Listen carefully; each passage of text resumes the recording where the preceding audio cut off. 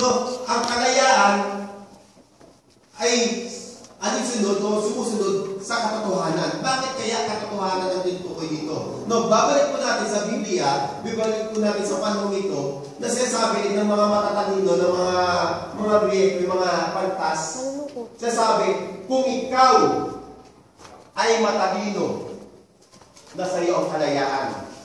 Ikaw ay hindi slaves. No, kung ikaw ay alipin, sabi, walang katotohanan sa iyo. Ganun yung mga tingin nila Socrates ng mga matatalino. Kaya ganun na lamang yung pag-usap nila dito, di ba? Sa atin, kung titignan natin, parang napakabaho lang ng pag-uusap na yan.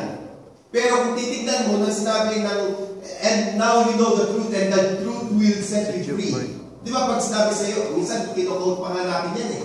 Pag nagsabi tayo ng tama, and the truth will set you free. Pero iba yung response nila. Tingin mo, ang response ng mga tao nito na kausap ng ating Panginoon. Anyway, ang kausap ng Panginoon dito ay religious leader. Sabi niya, ano? Servant kami? Hindi kami servant. Hindi kami alipin. Nakita yung thinking nila, akala kasi natin na ganun na kadali yung pagkakasabi. Dito, may impact, and you know the truth, and the truth will set you free. Ang tingin nila dito ay ikaw ay isang alipin. Sabi, kung ikaw ay nasa katotohanan, kung alam mo katotohanan, nasa iyo ang tunay na kalayaan. Bakit? Sino ba yung katotohanan na tinutukoy dito? Walang iba, kundi ang ating Panginoon si Kristo. Sa John 14:6, no? I am the way, the truth, and the life. No?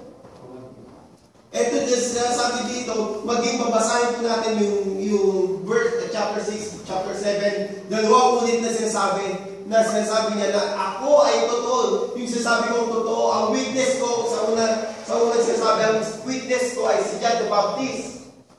Nang sinasabi ko ay katotohanan. Ang pangalawa, yung pagdating sa chapter 7, sinasabi ko yung totoo dahil ang witness ko, ako at ang Diyos Ama.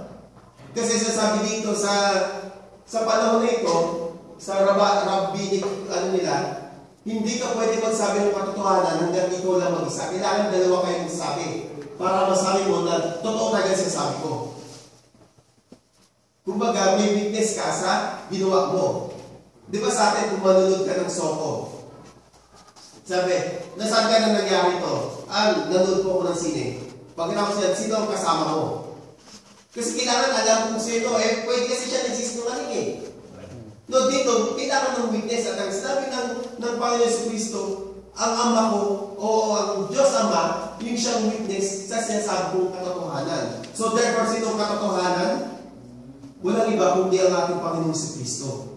At babasahin po ulit natin para lubos po natin masabi na alam ang katotohanan.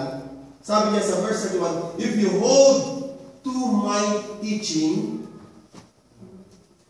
you are really my disciple. Then, tignan niyo po, then you will know the truth and the truth will set you free.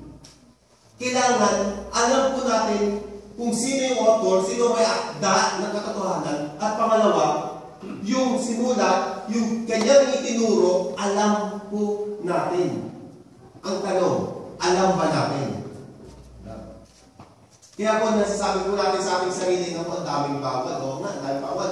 Bakit ganyan? Oo nga, no, hindi na pala maging kristyano. Kristyano pa pala. Kung magpapag-react ka, hindi na pala di maging bawal. Ganyan. Dami mo rin sasabi. Sumasakayin ka sa sasabi ng kaibigan mo kasi hindi mo talaga alam yung salita ng Panginoon. Sabi kung ikaw, kung gusto mong malaman ang katotohanan, kailangan alam mo yung kanyang salita. Alam mo yung sinasabi ng ating Panginoon si Kristo. Yun yung katotohanan. Yun yung dapat na maunawaan natin sa tunay na kalayaan bilang isang Kristiyano.